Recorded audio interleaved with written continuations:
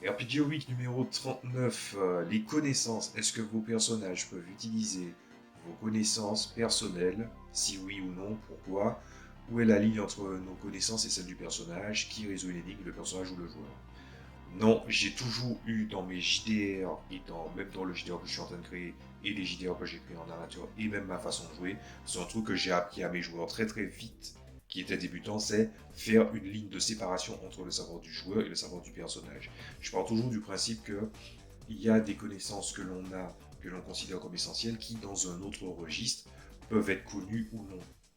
Et les compétences, les caractéristiques et aussi parfois même l'idée d'un rôle, l'idée d'une classe peuvent être censées véhiculer les connaissances et c'est le travail du meneur de jeu de devoir amener ses connaissances sans occulter quelque chose sous prétexte que oui mais pour l'histoire non. Hein, vous êtes censé transmettre toutes les informations que la personne est supposée savoir. Je dis ça parce que ça m'est déjà arrivé. Pourquoi? Je pense que j'ai à peu près expliqué pourquoi. C'est juste que le registre de ce que vous savez et de ce que eux savent, c'est quelque chose de radicalement différent. Ensuite, est-ce qu'il y a une ligne entre nos connaissances et celles du personnage? Je pense que la ligne, elle se dessine en 3 dimensions, assez étrangement.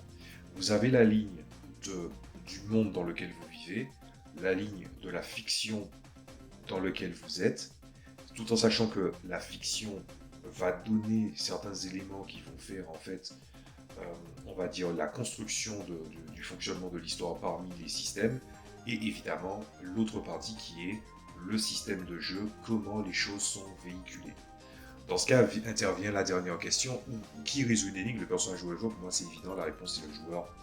En fait, ce que je fais d'habitude et ce que je conseille de faire aussi, c'est que comme une énigme demande une certaine réflexion, c'est le joueur qui va essayer de répondre aux énigmes au travers des différentes réflexions. Essayer de résoudre des énigmes par des jets de dés, c'est pas forcément gratifiant, en fait. C'est quelque chose à laquelle je suis arrivé.